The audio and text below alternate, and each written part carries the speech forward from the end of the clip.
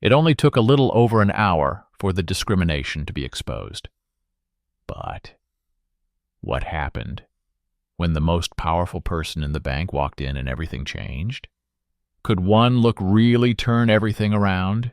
Dorian Bennett walked into the bank with the confidence of someone who had proven himself in every boardroom, handling colossal deals and making important decisions. But today, what should have been a routine meeting was about to become an unexpected challenge. It was only 10:57 a.m. when he arrived, right on time, ready for a meeting that should have gone smoothly. Yet, the cold stare from the receptionist, the eerie silence from those around him, made him begin to feel that something was amiss. More than 30 minutes passed with no explanation. But then, when another customer walked in, everything suddenly shifted. Dorian wasn't just waiting. He was facing a truth that only those who had been overlooked could truly understand. The subtle discrimination playing out right before his eyes. Dorian Bennett walked into Highland Crest Bank, his head held high as always, exuding the air of someone who had conquered countless challenges in his career. He wore a perfectly fitted suit, his fit physique evident with every confident step he took. No one could doubt his success. To him, this bank wasn't a foreign place. It was familiar territory. He had visited countless times, signed countless important contracts.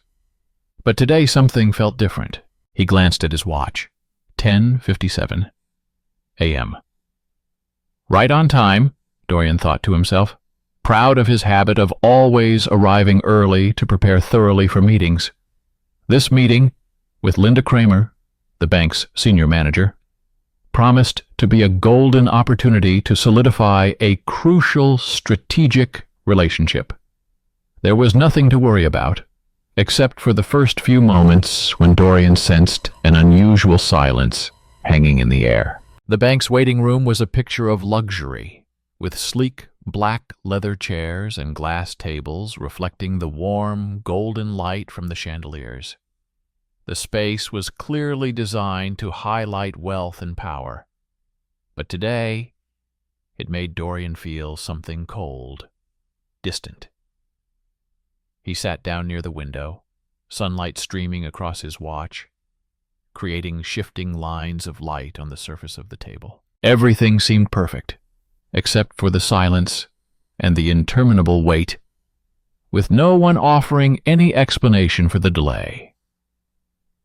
Dorian sat in silence, his eyes tracking every person who walked into the bank. Everything seemed normal at first, but slowly, a feeling of unease began to grow within him. Every customer who came in after him was greeted immediately. A man in a gray suit, exuding confidence, approached the reception desk. Melissa, the receptionist with her cold expression, barely needed to tap her keyboard, and instantly another staff member came to escort him into the meeting room. Within less than 5 minutes, he had vanished behind the frosted glass door, entering the office to meet with the bank's leadership. Dorian watched this, a growing sensation rising within him. Hadn't he arrived 5 minutes early? Why hadn't anyone called his name yet? Why was there such a stark difference in the way those who came after him were treated? He glanced at his watch again. 11:15 a.m. A vague sense of injustice began to stir within him. A woman entered, dressed casually yet elegantly, a sparkling designer handbag in hand. She didn't have to wait. A polite greeting from Melissa, and then another staff member quickly escorted her inside. No questions, no announcement about wait times. Everything proceeded smoothly, effortlessly. Dorian took a deep breath, trying to keep his composure. But the questions began to swirl in his mind. Was he being treated this way just because of the color of his skin? Were the others being prioritized simply because they fit the image the bank seemed to prefer? He looked at Melissa, her face expressionless as she typed away. A feeling of helplessness began to rise within him. He had arrived on time, had prepared thoroughly, and yet now he was left sitting here while others were given priority. No, he couldn't just sit here and silently accept this. Dorian stood up, unable to sit still any longer. He walked toward the reception desk, where Melissa was still seated, her head lowered as her fingers tapped away at the keyboard, never once glancing up as he approached. He stood there for a moment, trying to maintain a calm expression. But the dissatisfaction within him continued to grow. "Excuse me," he began, his voice soft yet firm enough to make Melissa stop typing and look up at him. "I had an appointment with Mrs. Linda Kramer at 11 a.m. I've been sitting here for over 45 minutes now. Could you tell me what's going on?" Melissa looked at him indifferently, her face void of emotion. "She's busy with another client," she replied in a flat tone, as though this was a response she had memorized. "She'll see you soon." "Soon?" Dorian asked, trying to keep his voice steady, but unable to hide his frustration. He had heard this answer far too many times, but this time the sense of injustice made him unwilling to accept another vague promise. Melissa shrugged. "Probably not long," she replied, her tone so cold it felt as though she couldn't care less. Dorian stood there, staring at her for a long moment. All the patience he had tried to hold on to was quickly dissipating. He had faced countless challenges in his career, but this felt like being pushed aside without a second thought. He wasn't some faceless customer at a large bank. Right now he felt like a nobody in a space where he should have been respected. He turned back toward his seat, but didn't sit down. Instead, he stood still, his gaze fixed on the frosted glass door, where other customers were being ushered into the meeting rooms. He couldn't stop thinking about the difference between himself and the others. Was it his skin color? He wondered if there was anything he could do to change this situation. The feeling of injustice was no longer just disappointment. It had turned into a small flame inside him, pushing him to stop waiting. He could no longer accept being overlooked. Dorian remained standing, his gaze fixed on the frosted glass doors ahead. Each time someone passed by, he could feel the injustice in the air, sharp and undeniable. Time dragged on, but the feeling of disappointment only grew stronger within him. Suddenly, the frosted doors opened, and a man stepped in, carrying an unmistakable air of confidence. Dorian looked up, his eyes meeting the man in the sleek black suit, calm yet powerful. It was the CEO of the bank, a man Dorian had only heard of but recognized immediately. The moment the CEO entered, the entire atmosphere seemed to change. The employees around the reception desk, who had been silent moments before, suddenly appeared alert. Melissa lifted her head, offering a bright smile that Dorian had never seen before. She not only stood up, but quickly directed her respectful gaze toward the CEO, as if everything in the bank revolved around his presence. "Good morning, Mr. Lancaster," Melissa said, her voice suddenly sweet and courteous. "We've prepared the room for you." Without hesitation, another staff member swiftly approached, opened the door, and led the CEO inside, without needing to say another word. Dorian stood frozen, his eyes wide, as he witnessed the sudden change. Before him was a scene both familiar and strange. Everything he had been waiting for, all the respect he had hoped to receive, seemed to vanish the moment the CEO appeared. What made everyone behave so differently?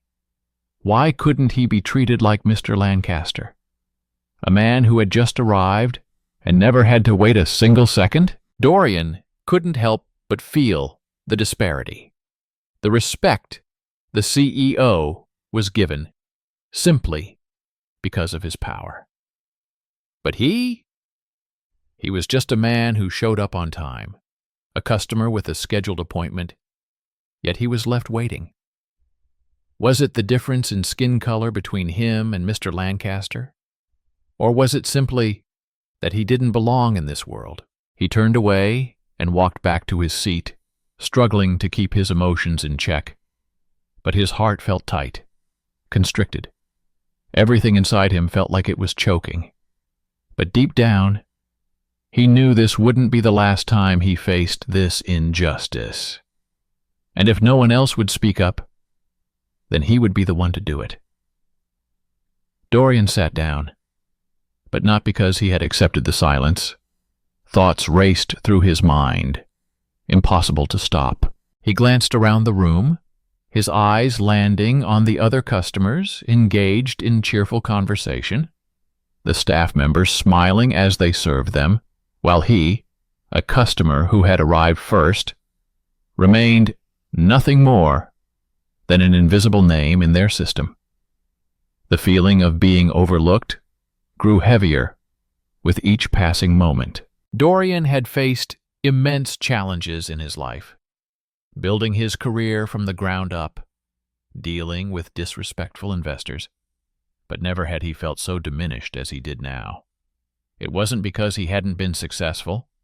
It was because he was being treated as if he didn't belong here, as if he didn't deserve to occupy this space. He looked out the window, where sunlight streamed onto the street, as if everything outside was continuing as usual. But in Dorian's mind, everything had changed. The discrimination he felt wasn't something loud or overt. It seeped into the smallest details, in the way people interacted with him and those like him. He could sit quietly and let everything pass by, or he could stand up and face the truth. Dorian didn't want to be someone who just waited around. He wanted to be the one to change this situation. He wanted to speak out, not just for himself, but for all the others who silently endured this subtle discrimination every day. We live in a society where fairness is not always a given. But if no one speaks up, these injustices will continue to thrive. Dorian stood up, deciding he would not sit idly any longer. He would meet with Mrs. Linda Kramer, and he would make his feelings known. He would not let this injustice continue without being confronted. Dorian stood there for what felt like an eternity, facing the decision he had just made. A part of him wanted to walk away, to leave, because, in that moment, it would have been so much easier. But that was the opposite of everything he had ever believed in. He couldn't continue being the one who was overlooked, dismissed, not because he lacked talent, but simply because he didn't belong to the group of people society deemed important. He turned back to the reception desk, but this time, he wasn't just asking about the status of his appointment. He had made up his mind to speak up. "Melissa," he said, his voice calm but firm, "I've waited long enough. I can't sit here silently anymore. I want to see Linda Kramer now." Melissa looked at him, her expression unchanged. But perhaps, in her eyes, there was a flicker of shame. She nodded. But Dorian no longer needed her response. He had made his decision. Just then, another staff member approached and invited him inside. As Dorian stepped through the door into the meeting room, he no longer felt like the forgotten one. He walked in, not just as a man seeking fairness for himself, but as someone standing up for others. Dorian knew this wasn't the end of his journey, but the beginning of something new. He wasn't just entitled to respect. He also had a responsibility to fight for the rights of those who were overlooked. Every small action he took, every word he spoke was a part of building a fairer society. One where no one had to endure discrimination, whether it was open or subtle,